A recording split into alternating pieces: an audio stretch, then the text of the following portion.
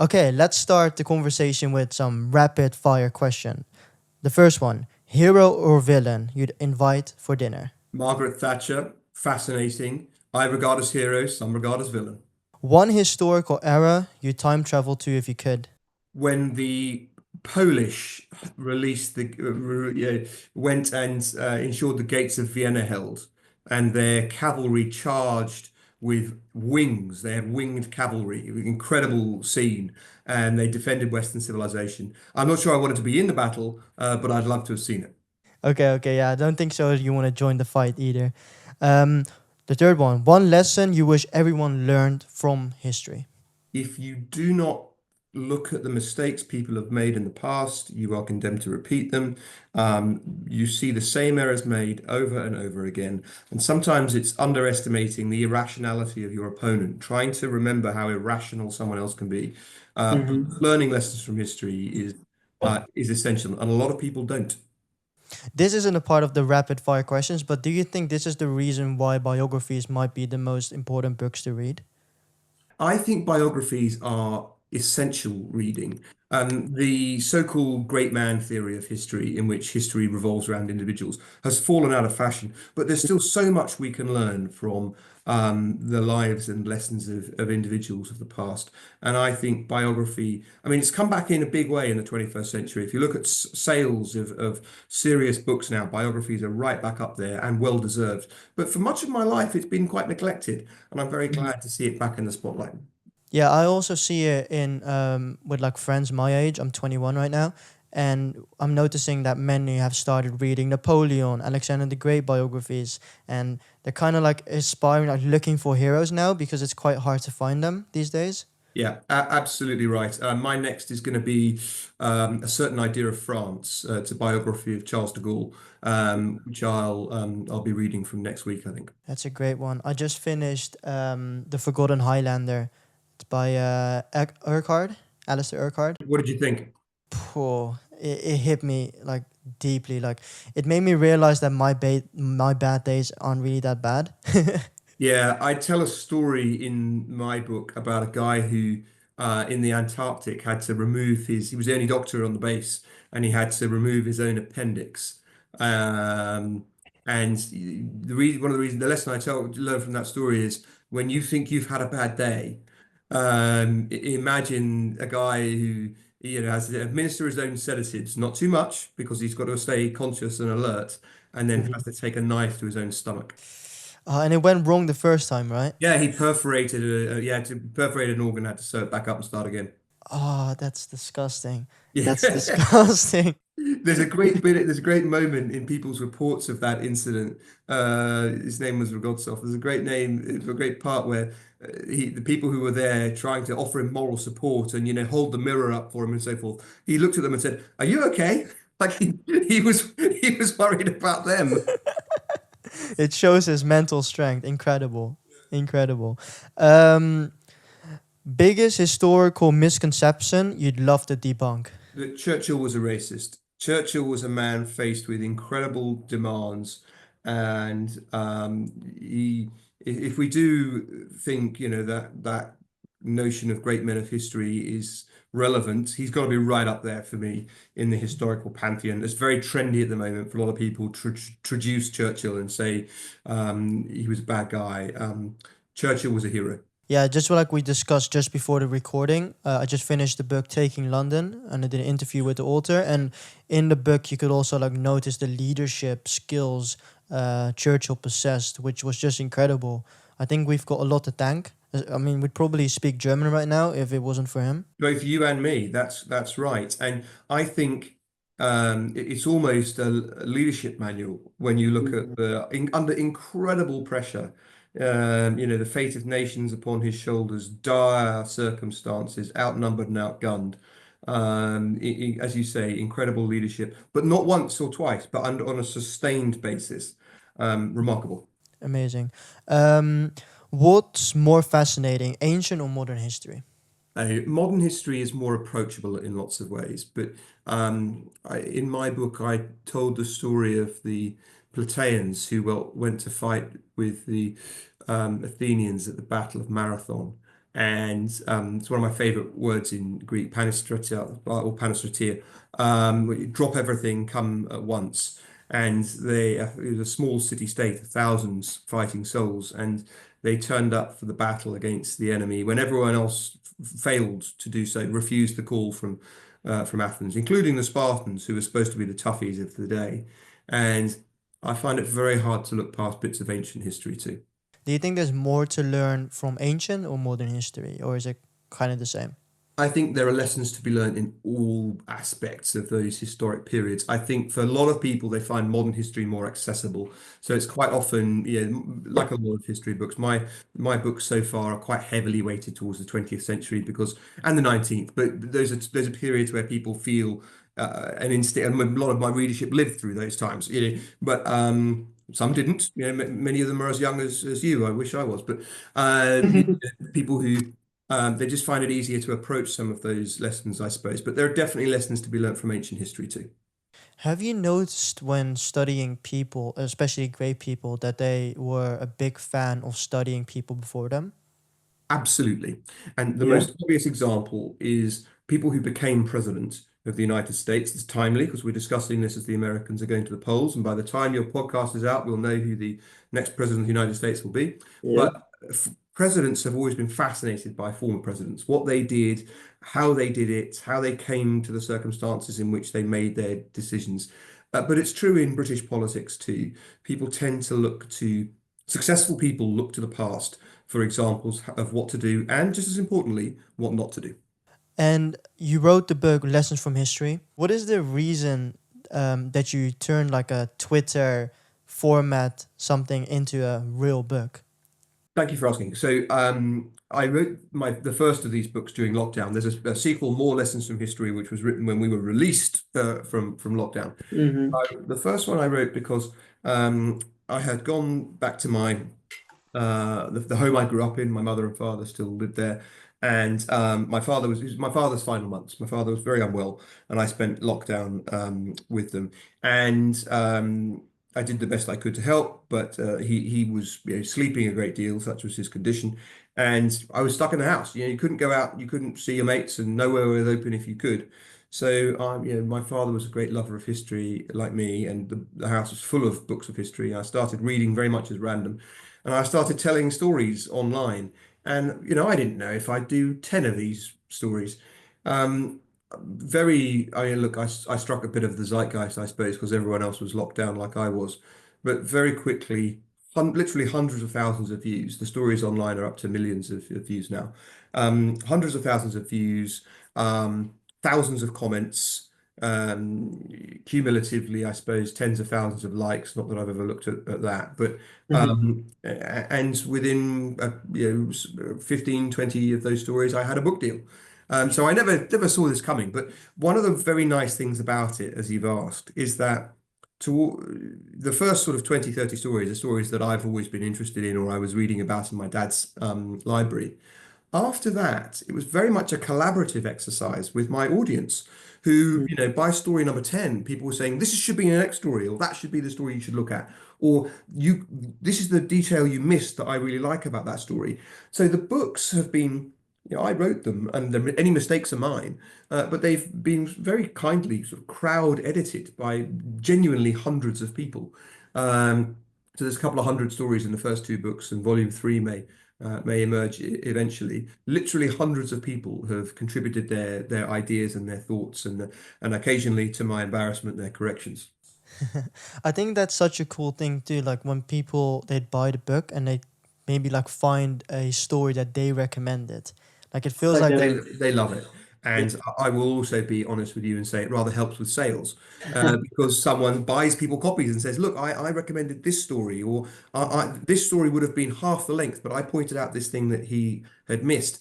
And if you think about it, there's a sweet irony about this, that it's a very modern way of looking at history. I sort of accidentally recruited dozens and dozens of enthusiasts, real enthusiasts, and then beyond them, literally hundreds of people who paid occasional attention and chipped in a bit to the stories. It was really, really pleasing. that's great marketing. Great marketing. So the book subtitle mentions hidden heroes and villains. What was your criteria for selecting figures? The first thing was it had to interest me. So that's I suppose that's a subjective test, but also an objective one. Me, really did it work or not? The second one, it was that it couldn't be too well known. I didn't want to tell stories that, people had heard 100 times. I wanted to find anecdotes and forgotten aspects of the past that I felt had been neglected. And so to give you an example, I told a story about the Chickachemni, who were the Polish paratroopers serving from Britain in the Second World War. And, that story was really embraced by the Polish expatriate community in the UK. Who were like, half of them were like, this is fantastic, someone's telling this story that we're really proud of. And the other half were, I'll be honest, I didn't know this. This is great. There's Mhm. this little place called Audley End, which is like on the a little stop between London and Cambridge, where the Polish paratroopers trained to go back into their country and liberate their country from the Nazis. And that sort of story, I just use as an example of why of what I was looking for to find a story that I liked, that I thought was interesting, that hadn't been heard too much, and that would resonate with people that heard it. Mm-hmm. Which story do you think for you was the most difficult to write, as in the research phase, as it was really hard to find sources for it? Yeah, it's a good question. Not, and the honest answer is that there are more stories than the ones I put in the books. And some Mm. of the stories that I was given by other people who said, you should definitely tell this story. And then they get frustrated and say, why haven't you told that story yet? Because the amazing thing about social media is they expect it like next day.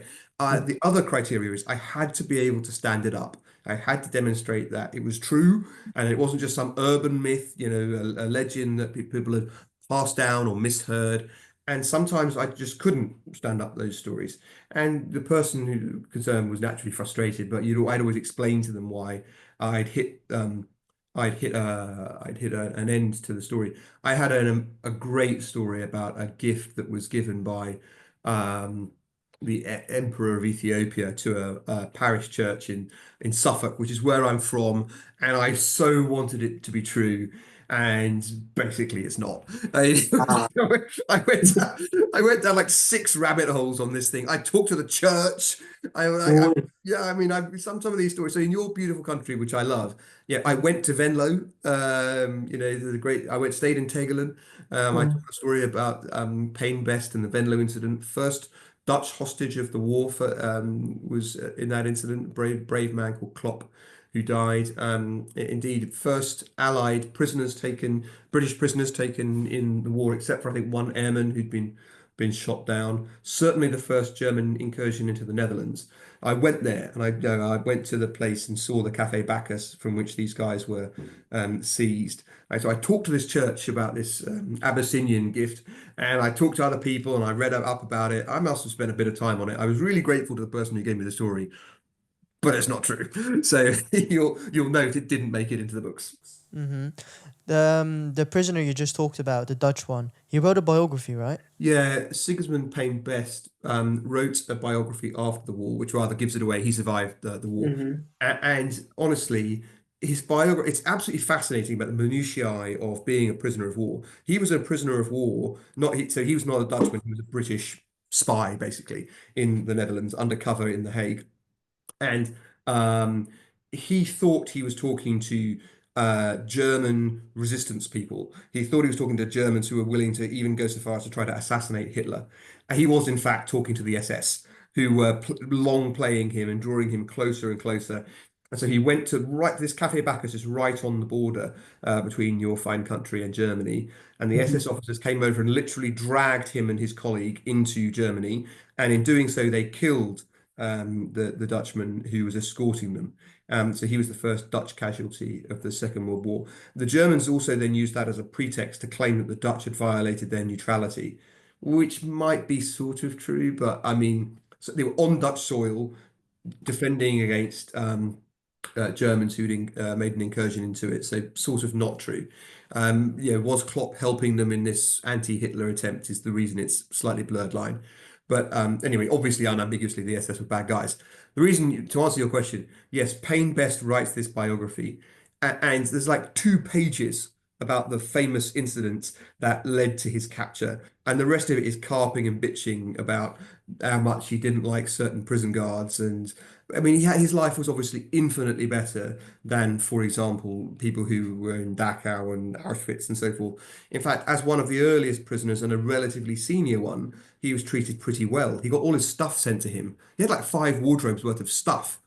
I don't even have that. And so he spends his time complaining about not having enough room for his wardrobes and bad dental treatment. And so I'm sure he didn't enjoy war very much, but there's that. But then he gets gems. Like he talks about the fact that the people around him towards the end of the war were carpet bombing that could level entire towns. That was just, you lived or you died. It took out your town or it didn't. They got used to the planes, especially going overhead. What terrified them was single fighters coming out of nowhere and machine gunning down the streets. And they were terrified of the lone attack. It was a really interesting psychological point that, oh, well, if fate determines that 200 bombers come over and wipe out this entire square mile or two, then so be it. But I'm terrified of the fighter that comes machine guns the street. Yeah, because if I remember correctly, you wrote something along the lines of that the Germans had quite a stoic perspective about it. Yeah, I think I mean, there are scholars of Stoicism that would that would reject this, and they might even say it was a cynical attitude. But yes, there was in the same vein that Germany has so much to answer for because people went along with Nazism and they rigorously embraced it. And there's a very fashionable suggestion now it was a very small number of people in Germany that were really Nazis. Guff. It takes a population to embrace these approaches for it to work. But on the other hand, they did display um, a great deal of stoic bravery in the face of what happened, especially in the latter days of the war. I hope it's not too self-serving to think that the Western Allies behaved with more decency than the Soviets did. But of course, the Soviets had more complaints. They lost millions and millions of people. But the despoiling that the Soviets did as they worked their way westward was really something terrible. Not as terrible, I'm not suggesting, not as terrible as what the Nazis Mhm. did, but still in the basket of terrible, in, murder, rape, pillaging. Went in for a fair bit of it. And uh,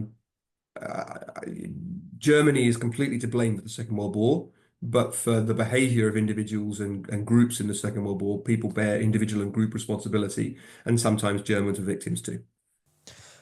Might be a little deep question, but why do you think there was a difference in the way the West handled it and the Soviets, as in moral um, conquering of land, you could say? So there's two parts to that. The first is I think that we didn't think we were going to, destroy Germany and make it half of it would be France and half would be New Britain or whatever.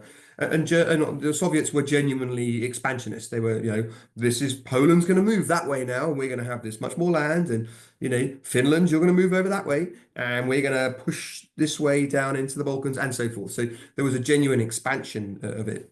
And the second is a reflection of what we've already talked about individual leaders upholding universal standards of morality and basic decency.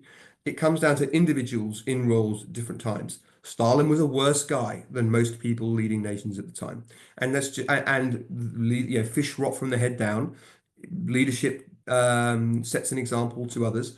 There's also you can then get into is there a less value of life given in the old Soviet Union, and I go in less for that stuff because I think that there's a universality of certainly the belief in the value of one's own life. But Mhm. I do think there's a couple of those points about expansionism, and because their war aims were different, and and the quality of individuals, moral quality as well as the intellectual ability quality. Keeping Stoicism in mind, which one of your maybe heroes or villains do you think was the most stoic of them all in the way they handled certain scenarios? I told the story, and you read it on the Kindle, so maybe you didn't have the cover, but this guy is on the cover. I told the story of a guy called Petrov who was in the bunker when the false alerts came to the Soviet Union that the West was had launched a nuclear attack on the Soviet Union, and he just didn't believe the system. He thought that the early warning system was wrong. And he therefore refused to, his job wasn't to question the computer, his job was to be the spear of the Soviet response and to launch the counterattack. Stanislav Petrov said to himself, "I think the computer's wrong. I'm not going to." He was in the bunker that controlled the satellite networks functions. He said, "I'm just going to ignore that." And the second one came through and said, "Yeah, there's more missiles." He said, "Well, I still don't think they're not going to fire one. They're not going to fire five. It's all out or nothing. These alerts are wrong." It turned out actually that the satellites were misreading sunlight that was bouncing off the top of clouds, which would be an insane reason for humanity to have been destroyed in nuclear holocaust, but really could have happened. The reason I say that he's rather stoic is that each decision he made along those lines was in humanity's best interests, but profoundly against his own. The Mhm. Soviet Union did not regard what he did as um, as heroic at all.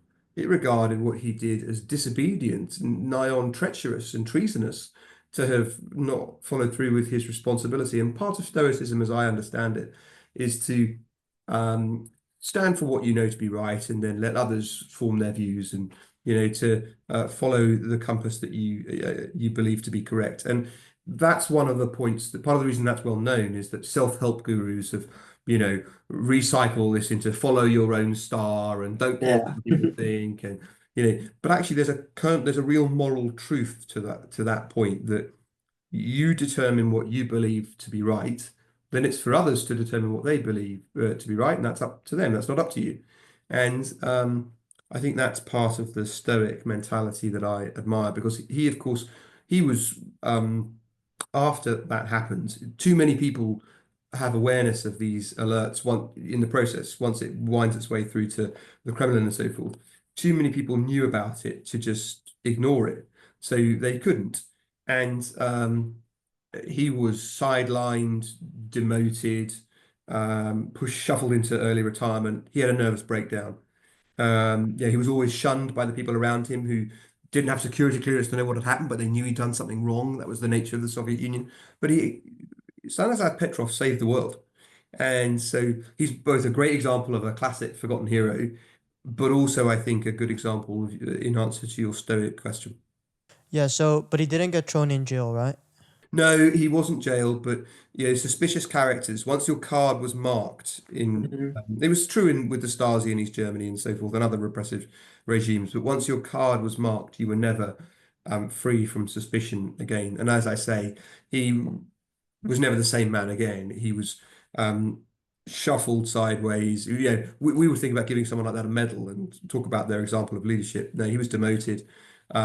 He was forced out of any meaningful service and had a mental breakdown. But I was determined that stories like his would be told. I agree. Chapter 52, The Heroine of Warsaw. It's Yeah, look at Wanda with the braids. Great story. mhm. I'm glad that you liked this one. And one of the things, so I have a podcast about these stories called Hidden History Happy Hour. One of the benefits of writing a book is that no one can see if you're mispronouncing something or not, and it gets pulled up on a podcast shoot. So I'm going to give this my best. I'm always criticized for my pronunciation, but Niuta Teitelbaum, she fought in the Warsaw Uprising. She personally destroyed a heavy machine gun nest, and she took part in an attack on German artillery that was pounding the Jewish ghetto. But she's actually best known for her role as an underground fighter in the Communist People's Guard. She would attack German. The Germans were great ones for imposing their own centers. This is German-only cafe now. This is German-only restaurants, German-only cinema, which actually made it amazingly easy to target them. And she would target supply lines as well. And my favorite example, she dresses herself up in her favorite cover attire, which is like a Polish maiden's, slightly revealing Polish maiden's outfit. She strolls into Gestapo building, and she no doubt looks the picture of innocence. Smiles at the guards, politely asks for the name of a particular officer. Beautiful young woman, specific name she's asking for. Well, I wonder what she's up to. They thought, lucky chap. They usher her in to see this guy. She walks into his office. He's not on his own. There are three Nazis in there. She shoots all three of them. It promptly produces a pistol, shoots all three of them. Two of them die, one is wounded. and taken to hospital. She escapes, right? Bang, bang, bang, escapes. Two dead, one wounded. She next day pops on her nurse's uniform, heads to the hospital, and kills kills the one that she missed. It's just sorry, missed Insane. one. Kills the third guy, and he's being guarded by he's got a Wehrmacht guard with him. She kills him as well.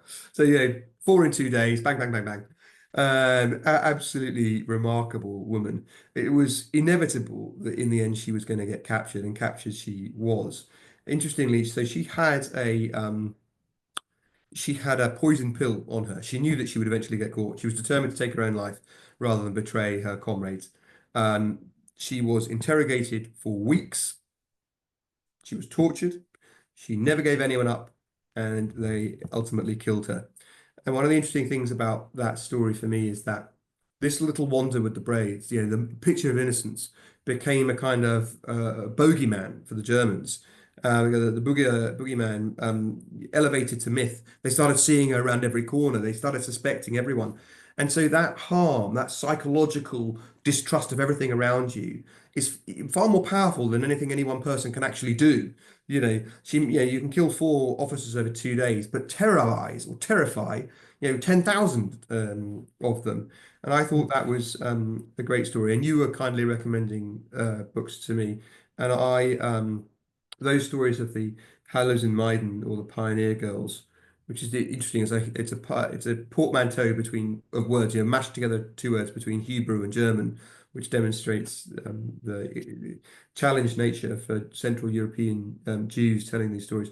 But Judy Battalion has a book out called The Light of Days, which she was a granddaughter of Holocaust survivors, and she tells dozens of stories like that. So I commend that story to you about unjustly forgotten women.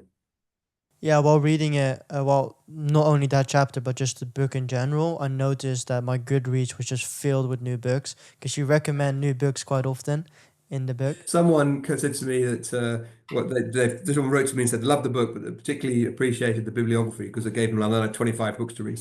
Yep, for sure. Well, what you said is quite interesting. How of course, she was able to kill four men, well, probably even more, but the terrorizing the minds of these Nazi soldiers as a consequence could let them make mistakes in the future. So that's even worse.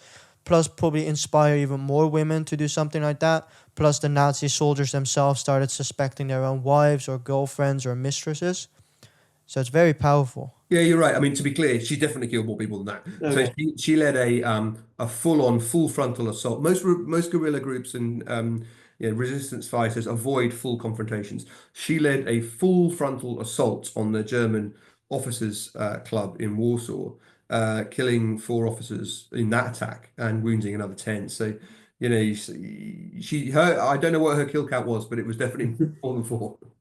What is well that's like a story that doesn't even seem real. Is there any other stories in your book while doing the research and writing it that it felt like this just doesn't seem real? So you actually had to like triple check your information? Yes, the Calcutta Light Horse.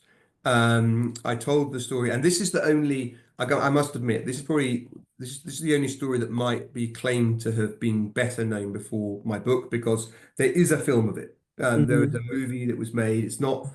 I quite enjoy it. It's a serviceable movie, is the way I describe it. It's not a great film, but it's got a whole clutch of people from that period. So David Niven, Gregory Peck, Roger Moore, big actors of that day. The film didn't do very well, particularly, but anyway, so there's a film about the story of the Calcutta Light Horse, but it's a story about the fact that the Portuguese studiously maintained their neutrality in the Second World War. So England and Portugal, specifically England, because this predates the existence of the United Kingdom in my country in 1707. England and Portugal is the longest continuous alliance in the world.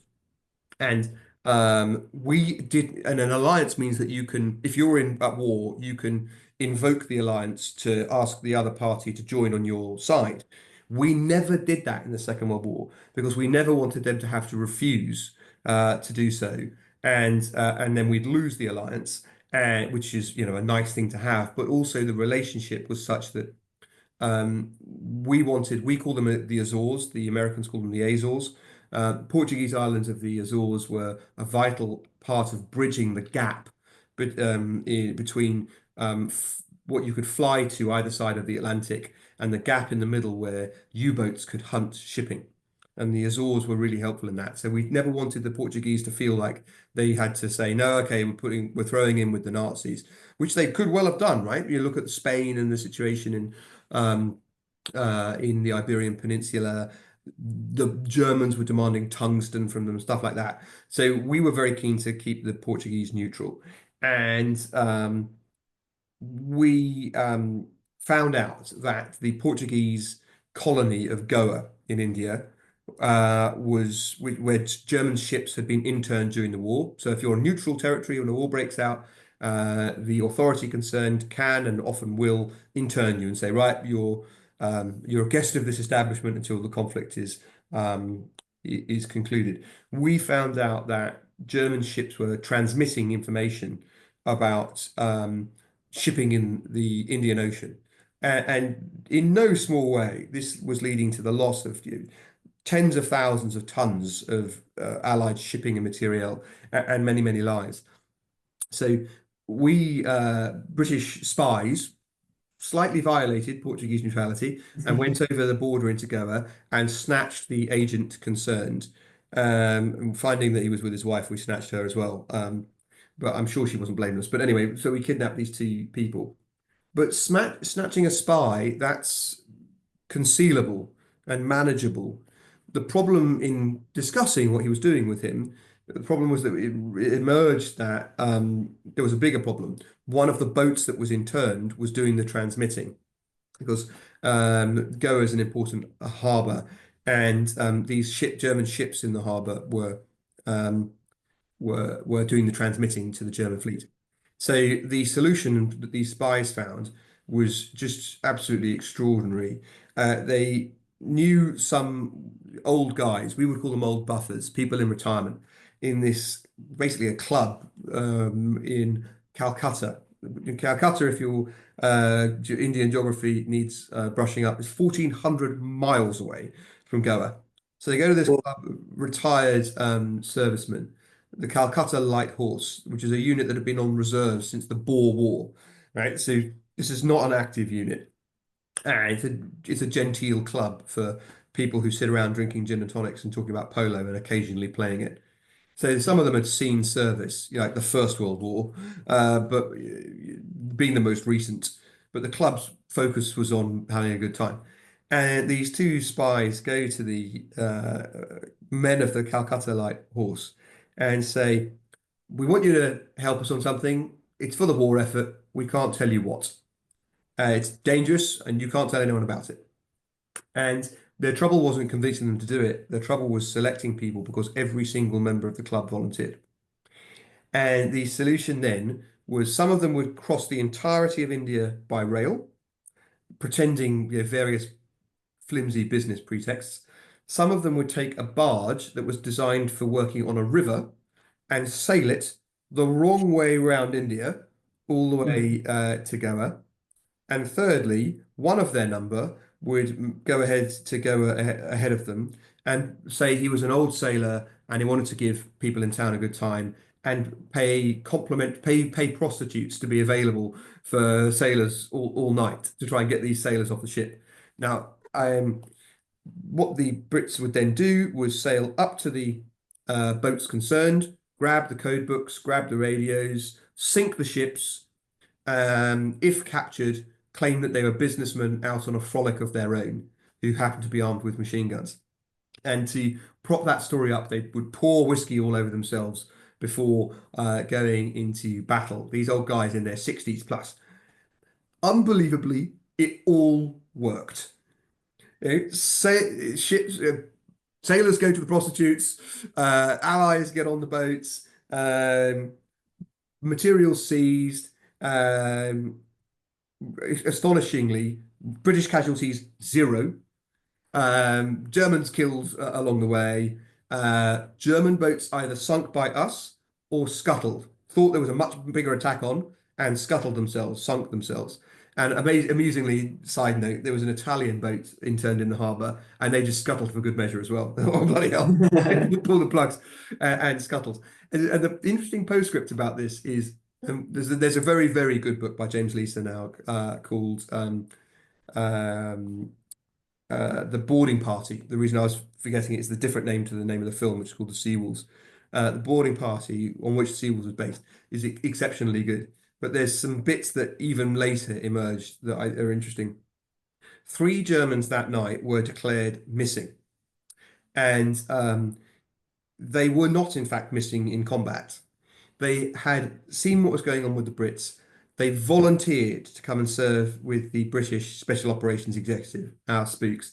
They came away with the Calcutta Light Horse under cover of darkness in the chaos of the attack, and they served with us for the rest of the war. What was their motivation? Well, I mean, partly I imagine boredom. Secondly, that they thought Germany by this point in the war was in the wrong. Um, but I just thought, it's just amazing. It's like a rugby tour that goes away with 15 men and comes back with 18, which happened. But my university, Cambridge University, famously would sometimes tour South Africa and come back with more players than they had because they're like, oh, I like the look at that guy. But the stakes are rather higher when you're there with machine guns blowing up ships, and these three brave guys say, "Do you know what? Not only am I surrendering, I'll come and fight with you."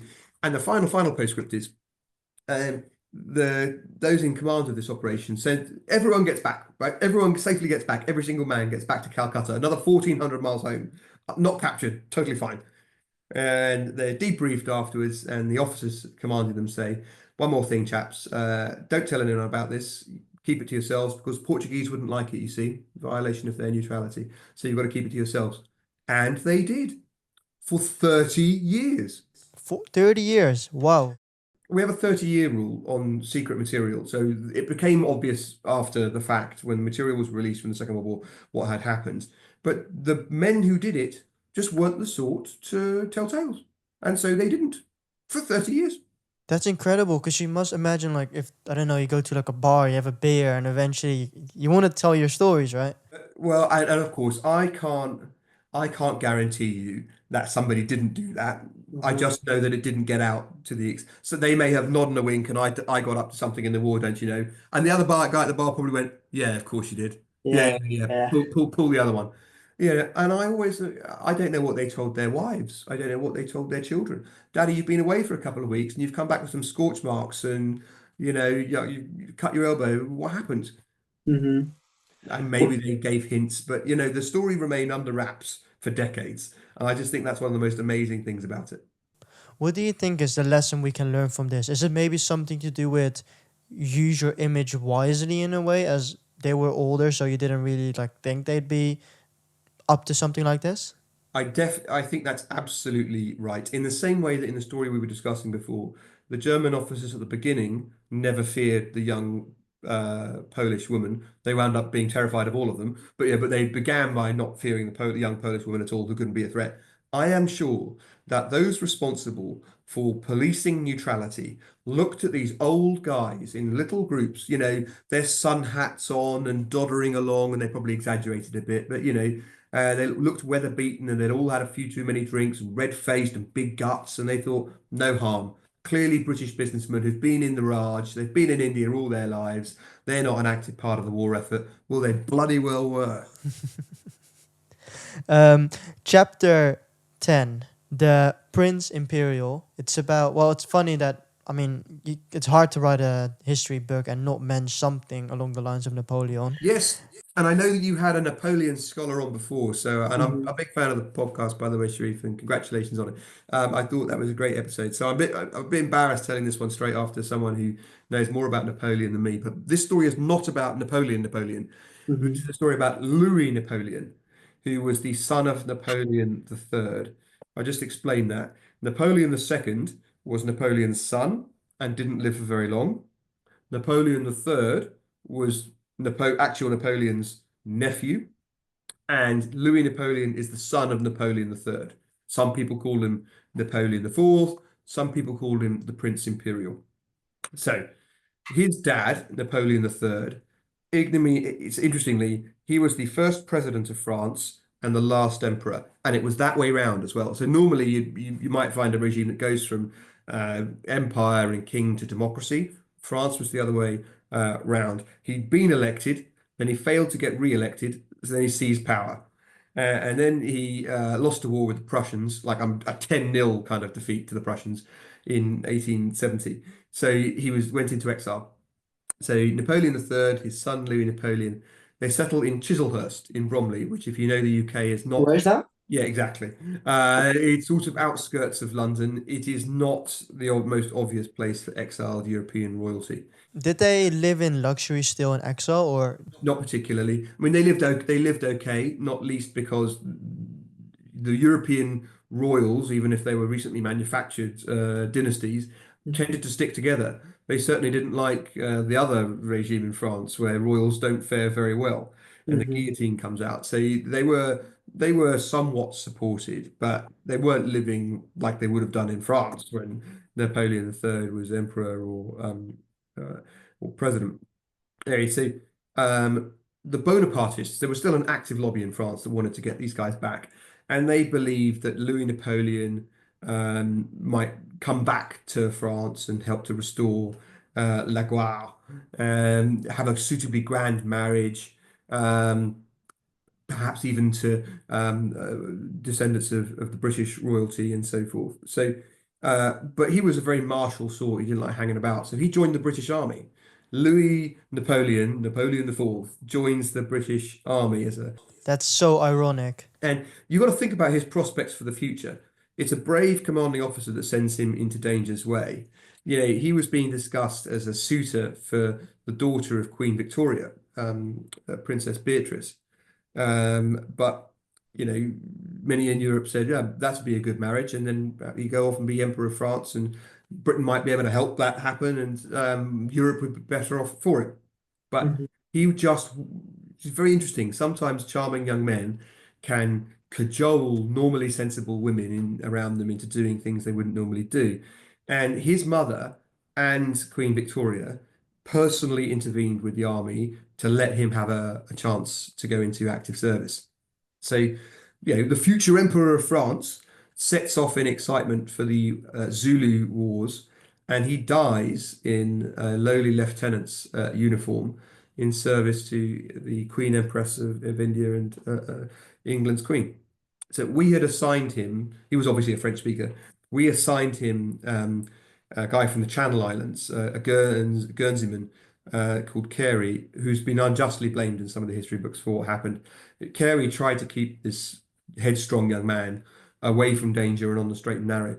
But look, what can you do with a guy who has Napoleon's sword from Austerlitz, literally Napoleon I's sword strapped to his side? That's so sick.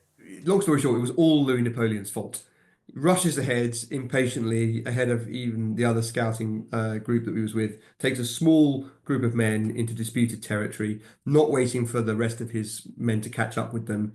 Ostensibly, the way was clear.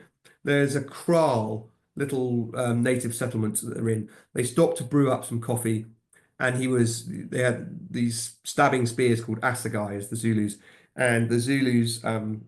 I'm sure they were bound to have firm views about the war, about the British and the war they were with. They might have had views about European royalty, but they certainly didn't appreciate who they were stabbing to death. I like very much that the Zulus, after this battle, sent word back to Britain that they would not have killed this man if they'd known who he was. And it was well, I thought it was right decent of them in circumstances. He was trying to kill them. And they wanted to emphasize in their very martial sort, the Zulus of the time, they wanted to emphasize that all of this man's injuries were to his front. He never ran away. He never sought to retreat.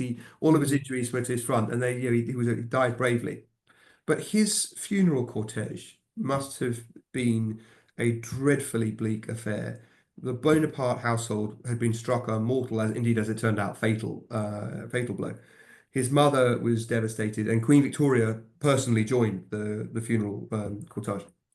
Later on, his mother had his body disinterred and placed alongside his father's at St Michael's Abbey, which is in Farnborough, which is now called the Imperial Chapel. And Farnborough is the place where we host our air show.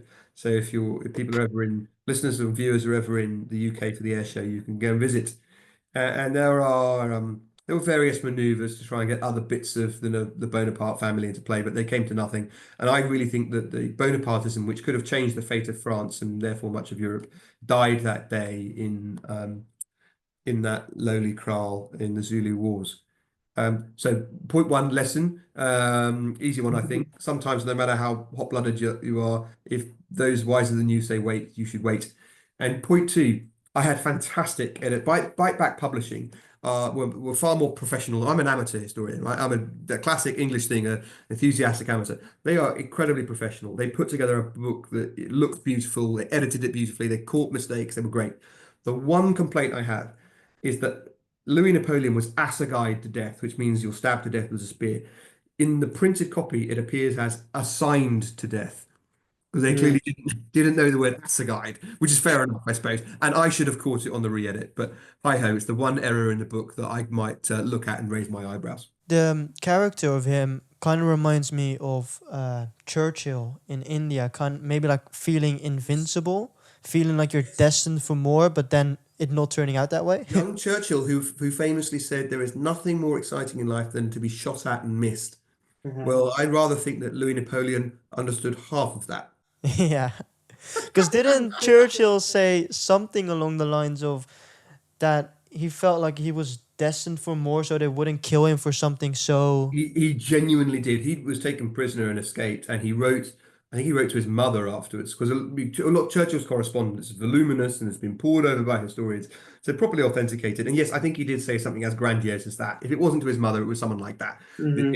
I felt I knew that I had a calling that went beyond this, so I felt utterly confident that I wasn't going to lose my life that day. I mean, it Yeah. was an absurd thing to think. There's a very interesting thing that if your friend tells you he's going to put all his money on a racehorse and you say, don't do that. And he comes back and says, look, I won, ha ha, foolish you. The only response you can really give is, you had no right to know that that would happen. And the Hmm. odds were against it happening. It turns out that you were correct on this in this example, but the odds were against it and you had no right to know that that would be the case. Well, that is my lesson to Churchill. It's only the guys who do survive that come back and tell you, I knew I was meant for greater things than this. The rest of people who think like that, well, they're somewhere else, aren't they? They're dead, like Louis. Do you think that maybe though the chances increases if you think like that, like a Churchill? Like, don't you think you have to believe you're great before you become great?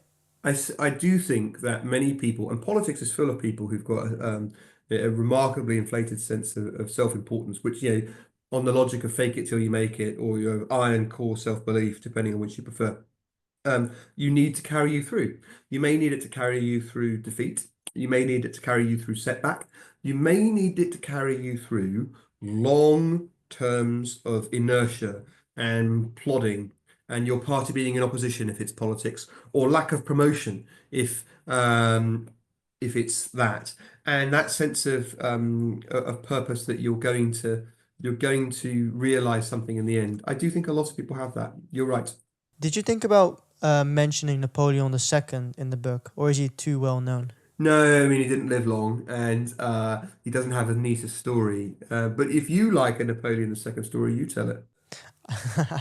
I mean, I'm not the historian here, so but I did make a YouTube video about it, and I found it quite fascinating, especially the part where they plucked his hair even when he died, and they had to put like a helmet on him, and it's kind of sad because I don't know, it's like it symbolizes like a story of someone who was maybe destined for more, and then even when he was laying on his bedside, just dead, and they'd still pluck his hair.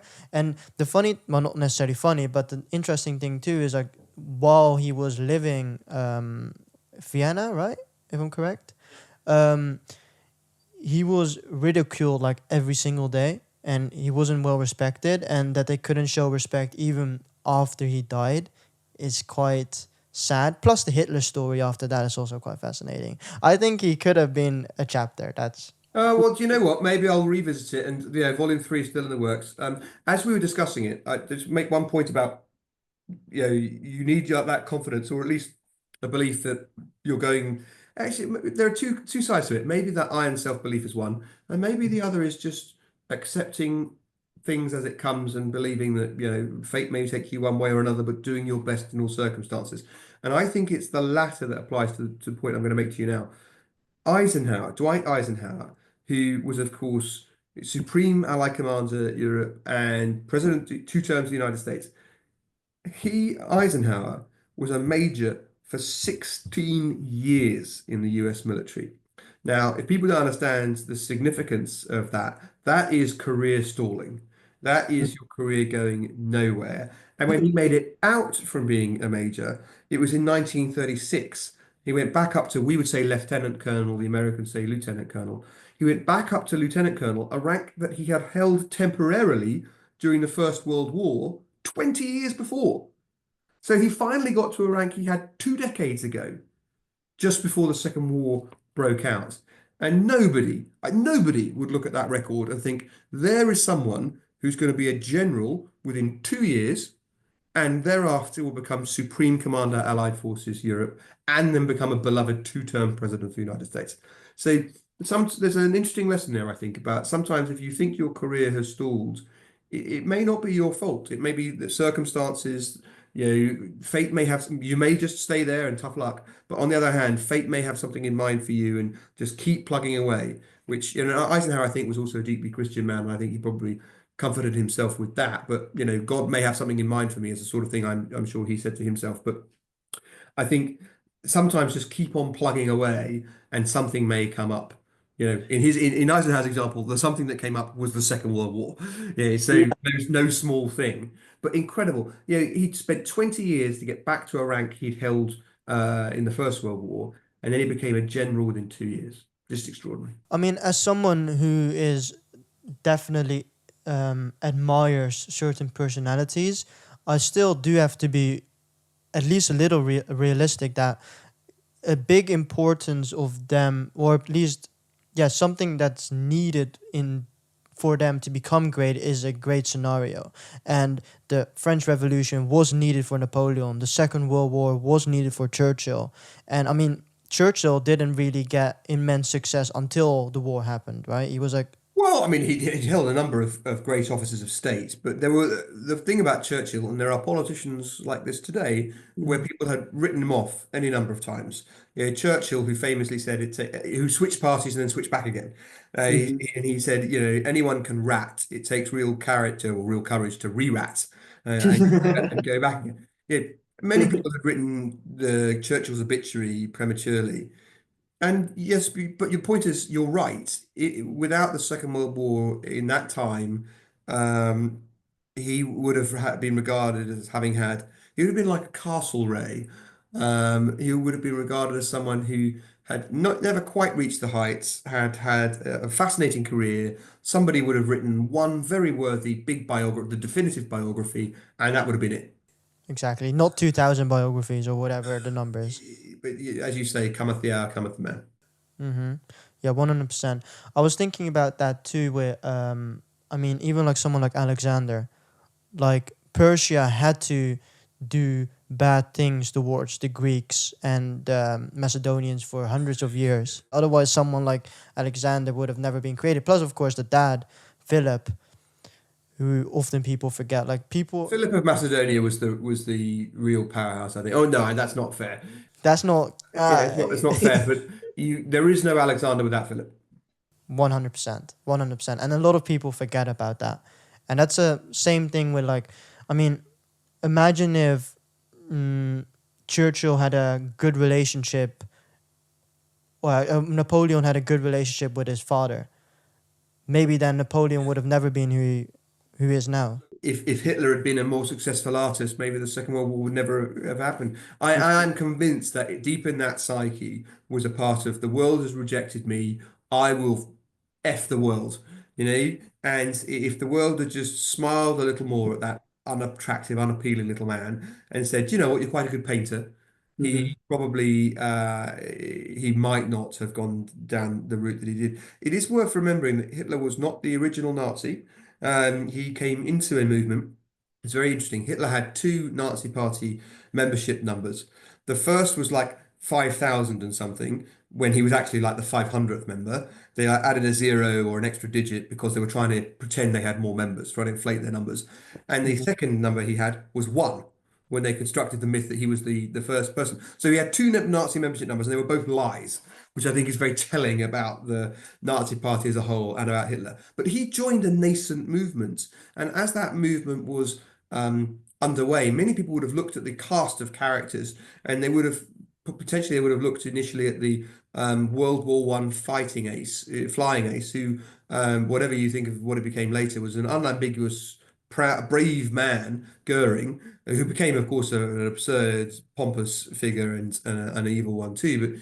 But would have looked at Goering, who was at the time before he became a drug addict and drink addicted and so forth, and grossly overweight. He was a very handsome guy and nothing like Hitler. And they would say, well, that's the guy that's going to succeed. But then, and there were other figures like this crashing around. But Goering gets injured in one of the early abortive attempts to rally, and quite badly injured. And that's how he winds up addicted to painkillers, and at least that's the kindest interpretation of his frolics. And Hitler. That's not. I just use that as an example of saying things didn't work out for Goering, and well, if you think success in the Nazi Party is good, then they did work out for Hitler. With the elections coming up, with all the lessons that you've learned from history and the ones you've written down in your book, what advice would you give Trump and what advice would you give Kamala Harris? Is the same example for both of them. Okay. If you are announced as the victor in when the results are determined, humility and graciousness is key. And I know this does not come naturally to Donald Trump. And actually, I'm not sure it comes that naturally to Kamala Harris either. But America has got to do something. Lots of people talk all the time in lots of different countries. I think it's true in your country. It's true in my country. It's true in spades in the United States. That politics is more polarized and divided than it's been before. And the next president's got to do some work to try and bridge that gap. And if I just, without being too personal about it, I'll make it real with an example. I was a candidate in our general election that we just had in the UK. And the reason that there was a vacancy to be the Conservative Party's candidate in the seat I contested is that my predecessor, who'd been the incumbent member of Parliament for 14 years, Mike Freer, who's a great man, Mike had been on the receiving end of a series of death threats, substantiated, investigated by the police. One of whom, a guy who stalked Mike, went on to kill Sir David Amess. A guy called Ali Harbi Ali tried to kill Mike. Mike wasn't there on the day he went to the constituency, so he went to another constituency and killed another Conservative member of Parliament instead. And at the end of last year, our association office was set on fire. And the reason I rehearse all those points is that when I was a candidate, it was of vital importance to me and my opponents in that election to be ostentatiously decent towards one another and to demonstrate with our civility. We were willing to robustly debate policy issues all day long, but it was of vital importance to us to show that that which we had in common, a belief in democracy and a belief in resolving issues peaceably, was far more important than that which divided us from the people who believe that you should resolve these things with violence. And America could do with a bit more of that. I think that you should robustly contest an election, but you should play the ball and not the man. You should not. We've gone far too far down personality politics on both Yeah. sides of the pond, I think, but especially in the United States. Mm-hmm. It also feels like, and this is as an outsider, not necessarily an American, is that the presidents that are running for their own people and not the USA in a whole. So the Republicans are mostly like their goals are for the Republican people and the same for the Democratic Party. Doesn't feel like it's the United States anymore. It feels like it's very divided. Yeah, it's a shame, isn't it? But I do think that politics has become ever more segmented. But part of that is to do with a trend towards believing in sections of society, and then this modern belief that you have to work out what intersectional privilege exists or intersectional disadvantage has existed. Because we've believed since time immemorial, in our best moments, we've believed that that which um, uh, is best about us, that which is most important about us, is the content of our character, not the color of our skin or the sex into which we are born and so forth. But yours, I'm afraid, is the first generation being told by people that that's not true, that the color of your skin is the vital thing, that your sex is the vital thing, and that you can never escape what it means to have been born in this situation or this color or this gender. That will always define you, and these people will always have been more privileged than you, or those people will always have been less privileged than you, and you should have some guilt because of it. And once, if you start with that belief, rather than Dr. King tried to tell us that the content of our character was more important than the color of our skin. It's amazing that the modern woke movement or left have gone all the way around to saying that that's not true. And they don't seem to see the irony in that and believe they are the worthy ones in claiming that you can never escape that background. Well, if you approach politics like that, then it's inevitable that politics winds up more segmented in the ways you've described. These people vote that way, these people vote the other way. And then, of course, in my country, where we've just elected a black woman to be the leader of my party, promptly a number of people say, "Ah, but she's the wrong kind of black person." Well, yeah, that's not this means nothing. It's not significant because she's a conservative. Actually, I think you should judge her on her merits and judge the fact that she won the election on her merits, and approach it from there. And feel free, of course, to profoundly disagree with the policies she sets out, but not to define her by the color of her skin. I agree. What's the one lesson to wrap up this interview that you'd like to share today, especially in these moments in history? Sure. It is this. Many of the readers that I have been lucky enough to hear back from have said that they never enjoyed history at school, that they'd never, or their children don't enjoy history at school, but they devoured the book or the books over a weekend or a week. They're taking it on holiday. They'd love reading it. It's also part of the point of these stories is they're short, right? So this is the second volume, More Lessons from History. There's 100 stories, right? There's a couple of pages. The perfect book for a toilet. Just a quick trip to the loo and you read a story. History isn't boring, right? And I assume if someone's been listening to us talk for an hour, they already agree with that. But perhaps someone that they know doesn't yet know that, especially a younger person. And the most gratifying feedback that I've had is someone who's written to me, people who've written to me to say, "Thank you so much for writing these stories. You didn't know this was going to happen, but my son, my daughter, my niece, my nephew, suddenly was enthused by it, and is thinking about what they study for their A levels now, or is thinking about what they study at university. And your book may have played a little part in helping them like history more. So,